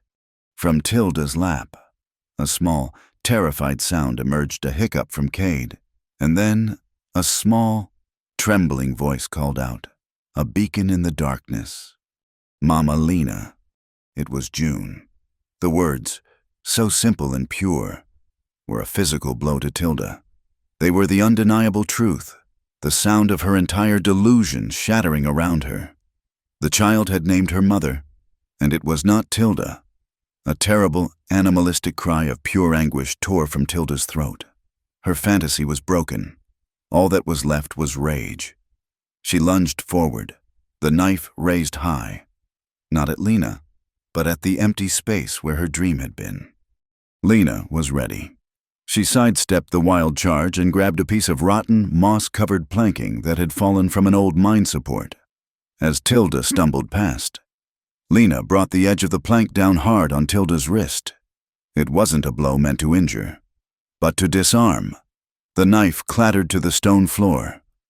Tilda stared at her empty hand, a look of vacant disbelief on her face, before crumpling into a sobbing heap.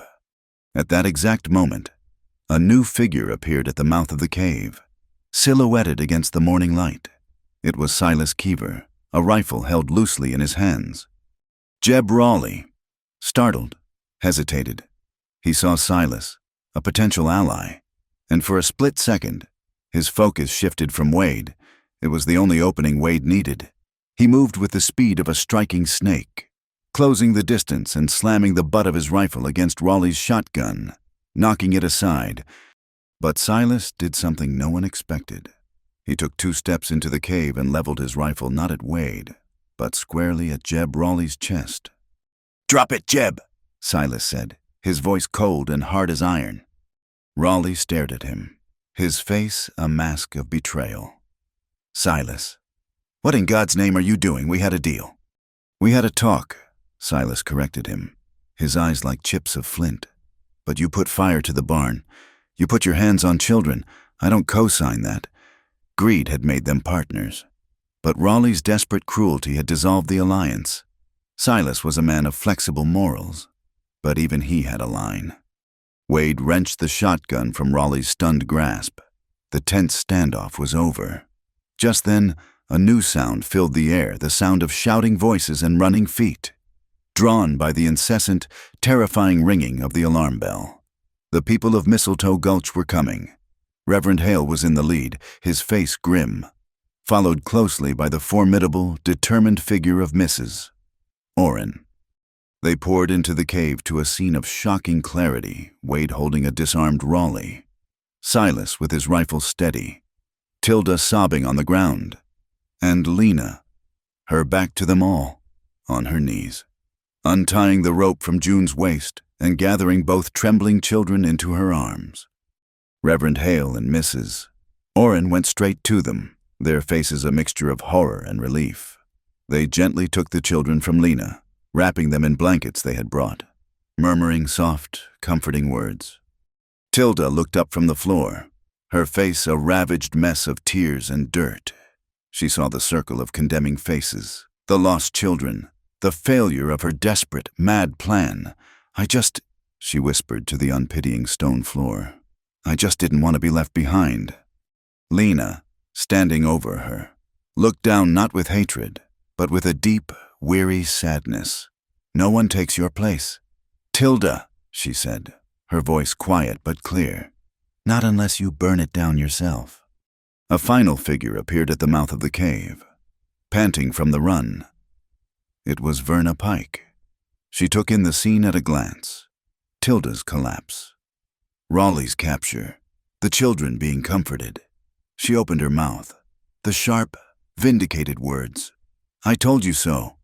I warned you all, already forming on her tongue. But the words died before they were born. Her gaze fell on June and Cade, the children, safe in Mrs. Orrin's arms, were not looking at their rescuers. Their eyes, wide and full of a dawning, desperate relief, were fixed on only one person. And as Wade came to stand beside Lena, both children reached out, their small hands grasping for her, their bodies straining toward her. They wrapped themselves around Lena's legs, clinging to her like vines to a mighty oak, burying their faces in the fabric of her skirt. It was an act of pure, instinctual love, a declaration more powerful than any rumor, more absolute than any lie. Verna Pike looked at the tableau, at the undeniable truth of it, and for the first time in her life, she had absolutely nothing to say. The town hall, which hours before had been a chamber of suspicion, was now a courtroom of consequence.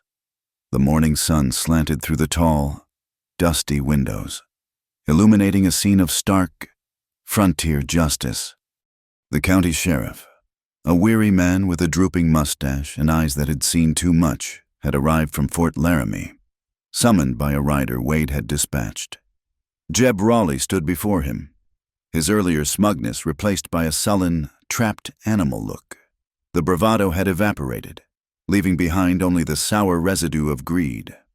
The evidence was laid out on the judge's bench for all to see. There was the coil of high-quality rope with Silas Keever's initials braided into the end, found discarded near the cave. There was the blacksmith's knife with the KR stamp, which Lena had kicked aside. And there, presented in a small tin box by Silas himself, was the damning, half-smoked stub of a Pike & Son cigar. This was found in the burned straw at the Hollister barn, Silas stated, his voice a low rumble that filled the silent room. His gaze was fixed on Wade. Raleigh here is the only man besides the judge who smokes them. Raleigh blustered. That proves nothing. It's his word against mine. But Silas wasn't finished. He took a deep breath, a man about to perform a painful but necessary amputation on his own pride. Raleigh offered me a piece of the action, to pressure the boss into selling the creek pasture.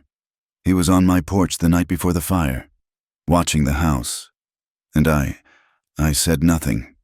The admission hung in the air, heavy and shameful. It was a confession not of action, but of a sin of omission, of a loyalty that had wavered. The sheriff listened, his expression unchanging. He'd heard 100 stories like this one.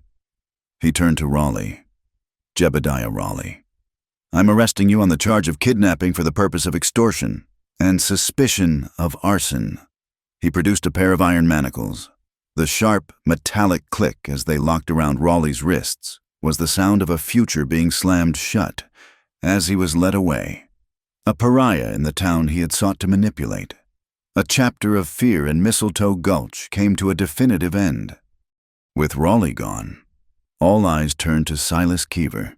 He remained standing at the front of the room, A great solid mountain of a man, looking smaller than anyone had ever seen him. He did not try to excuse himself. "I was wrong," he said, his words clipped, addressed to Wade but meant for the whole town. "I listened to the gossip. I let my own pride get in the way.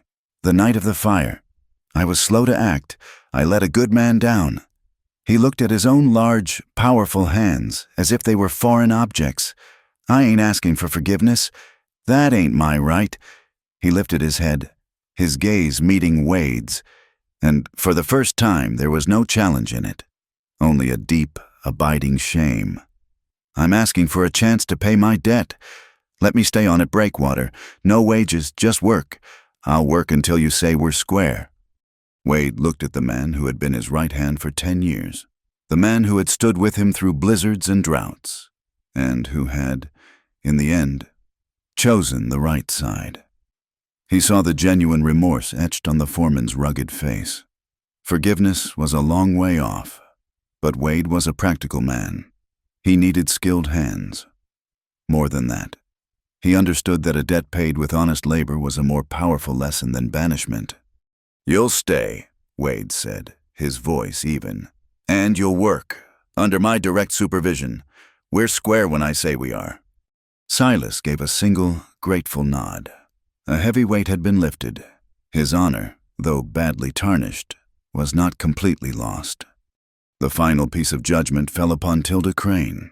She sat on a bench at the side of the room, a collapsed, weeping figure, her madness now replaced by a hollow, pathetic emptiness. She was no longer a threat, only a tragedy. The town had no formal mechanism for dealing with a mind so broken by jealousy. Banishment was the usual course, but Reverend Hale stepped forward, his face full of a sad, pastoral wisdom. "Tilda will not be welcome at Breakwater Ridge again," he announced, his voice gentle but firm. "However, vengeance is not our way." He looked down at the sobbing woman. "Her sickness is not of the body. It is a thirst to be seen. I have spoken with the sisters at the Mercy House in Cheyenne. They have a place for her. She can go there for a time, to find peace, to heal." It was a sentence of both exile and compassion, a recognition that the poison that had driven her had been brewed in her own deep loneliness. As the formal proceedings concluded, a different kind of atonement took place. Verna Pike, who had stood silently at the back throughout the meeting, walked slowly to the front of the hall. She was carrying the large tray of sugar cookies she had baked to fuel the fires of gossip. Many were still left, a testament to her failed campaign.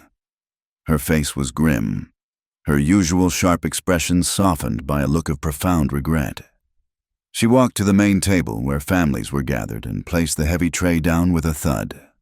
She looked at the faces staring up at her. "The cookies," she said, her voice uncharacteristically quiet, stripped of its usual acidic edge. "They're free." It was a clumsy apology, a merchant's way of saying she was sorry, but it was genuine. It was a public admission that she had traded in lies, and now she was offering a small, sweet penance. Several of the women, who had been her most eager audience, looked down at their hands, ashamed. Then, Wade did something that sealed the day's events in the town's memory forever. He walked over to where Lena stood near the door, holding June and Cade by the hand. He gently took her arm.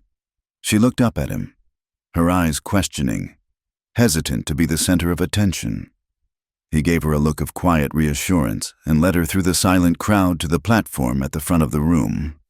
He stood beside her, his hand resting protectively on her shoulder, facing the town as a united front.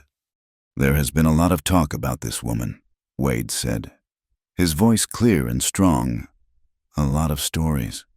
He looked down at Lena, his expression full of a fierce, tender pride.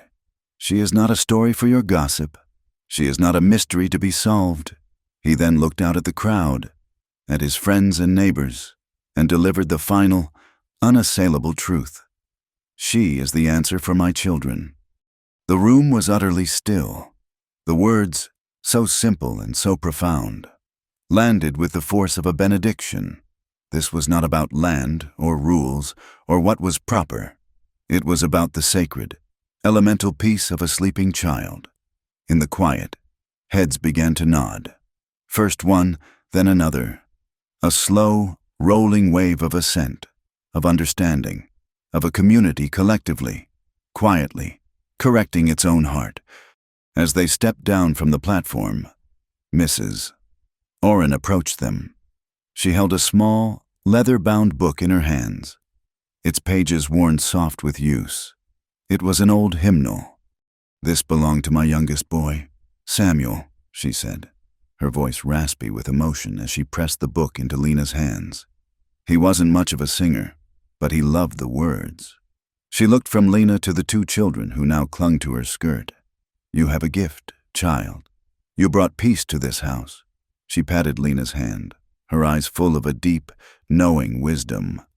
"Remember," she said, her voice dropping to a conspiratorial whisper, "home is not the place where you live.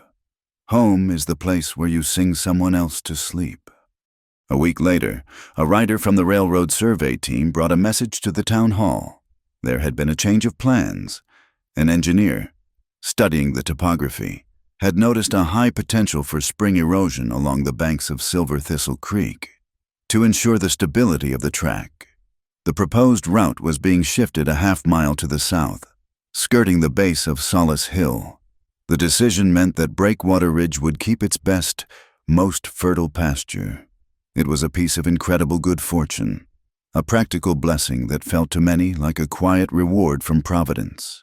Wade Hollister's future, and the future of his ranch, was secure.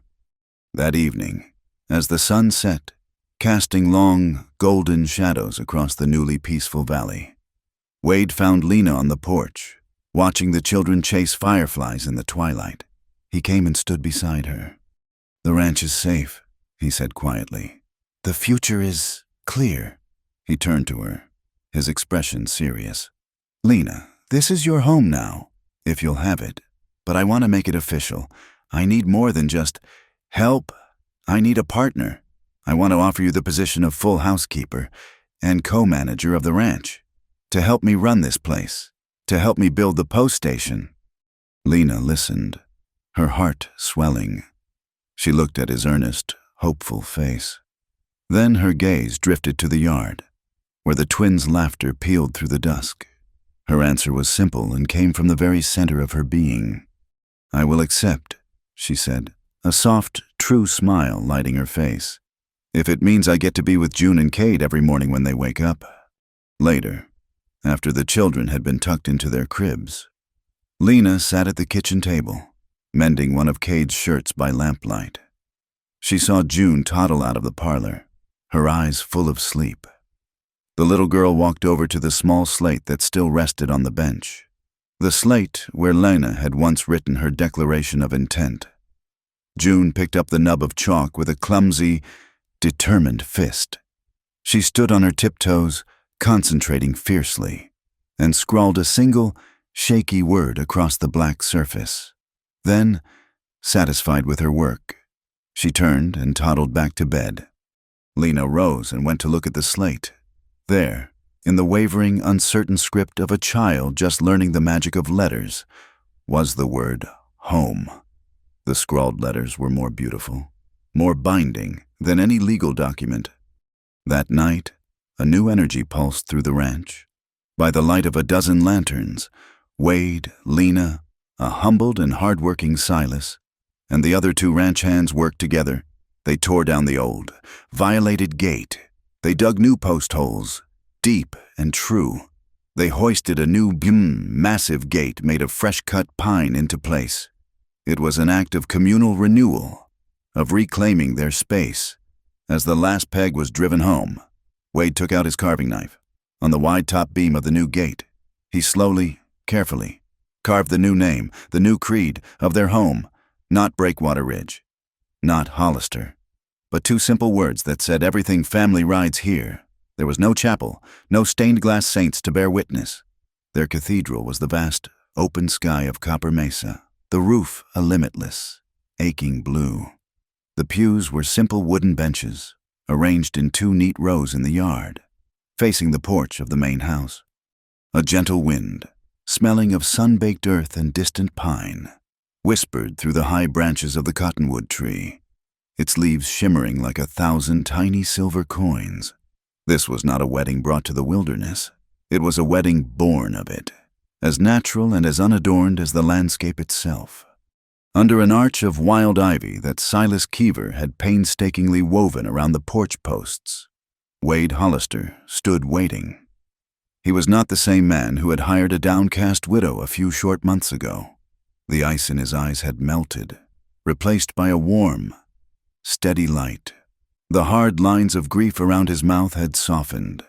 He looked out at the faces of his neighbors, the same faces that had once regarded him with pity and his new love with suspicion, and saw now only a quiet, heartfelt approval.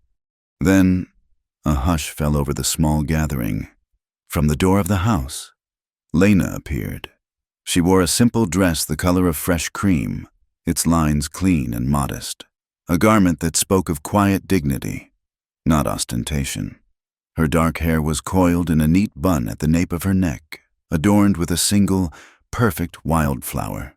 She was not a blushing bride, but a woman stepping into the sunlight after a long, dark winter, and at her side, holding her hands, were her escorts, June and Cade, scrubbed and shining, their small hands clutching fistfuls of wild milkweed and Indian paintbrush, a chaotic, beautiful bouquet of the prairie itself.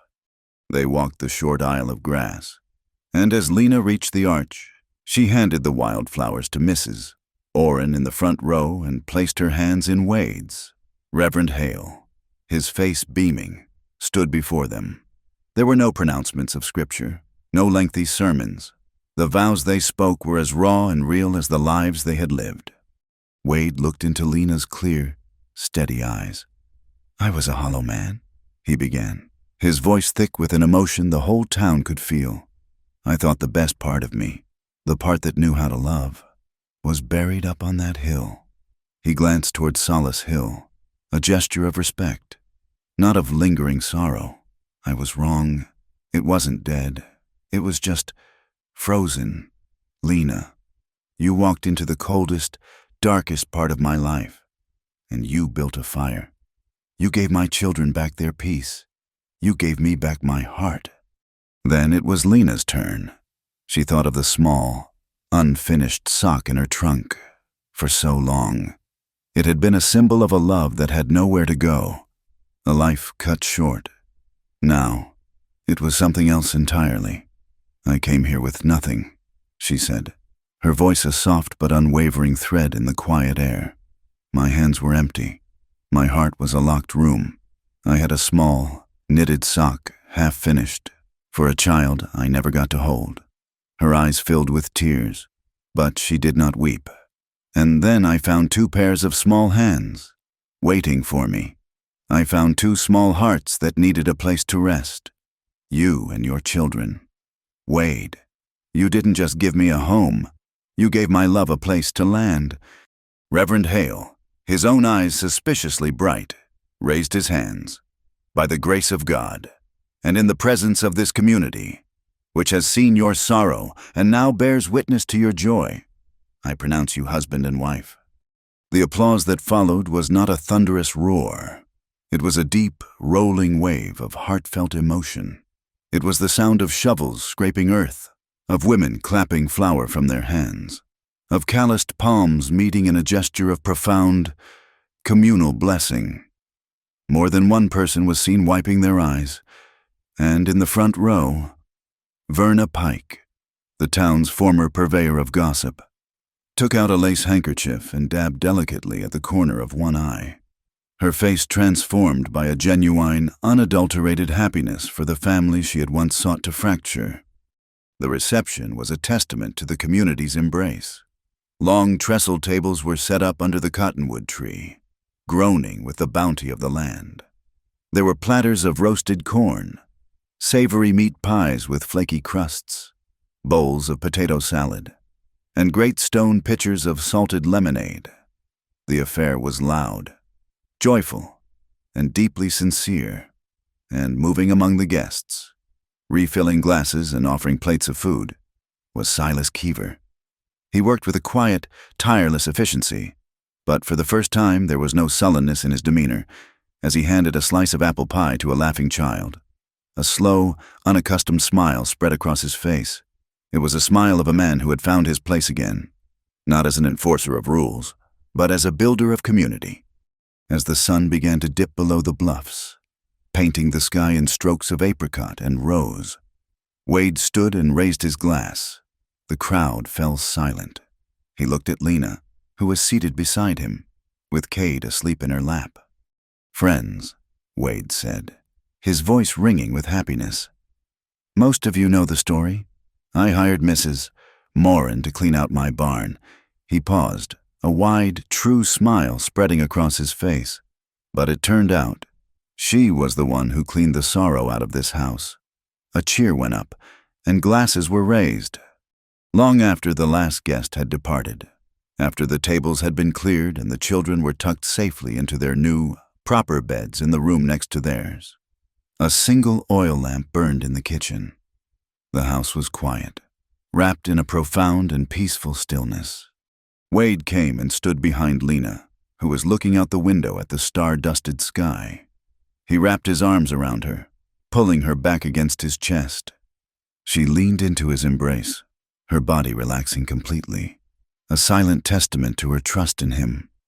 "We're safe now," he whispered into her hair, the words a promise, a vow, a prayer of thanks. She turned in his arms to face him. "Yes," she whispered back, "we're home." He lowered his head and kissed her. It was a slow, deep kiss, a kiss of homecoming, a confirmation of all the silent promises they had made to each other. It was a kiss of absolute respect, a tender, mutual agreement between two souls who had found their safe harbor. In the warm, golden lamplight of the kitchen, their two solitary lives became one. The world outside, with its dangers and its darkness, could not touch them. The next morning, in the cool, clear light of a new day, the four of them walked hand in hand up the gentle slope of Solace Hill. They did not speak. The occasion was too sacred for words. Wade carried a small bouquet of wildflowers that June had picked, and Lena carried another, identical bunch. They stopped at the grave marked by a simple wooden cross that read, "Mora Hollister, beloved wife and mother." Wade knelt and placed the flowers at its base. He stayed there for a moment, his head bowed, a silent conversation of gratitude and farewell. June and Cade, understanding the solemnity of the moment in the way the children do, stood quietly, their hands held in Lena's. Then, Lena stepped forward to a small, unmarked patch of earth a few feet away. She knelt and placed her own bouquet on the grass.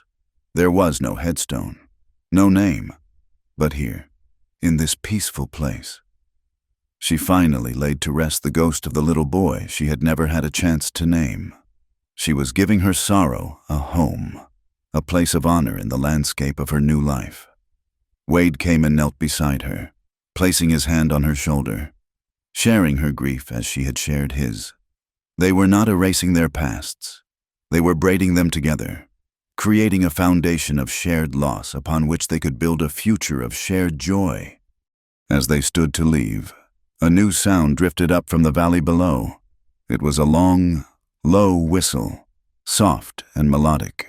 In the distance, they could see the first train of the Northern Meridian Railroad, a plume of white smoke trailing behind it as it moved steadily along the new tracks that skirted the base of the hill. It was not a sound of intrusion or of threat. It was the sound of the future, a soft, friendly greeting. Breakwater Ridge had kept its best pasture. The dream of the post station was alive and well. They stood there for a long moment, the four of them, a single, unbroken line against the vast Dakota sky.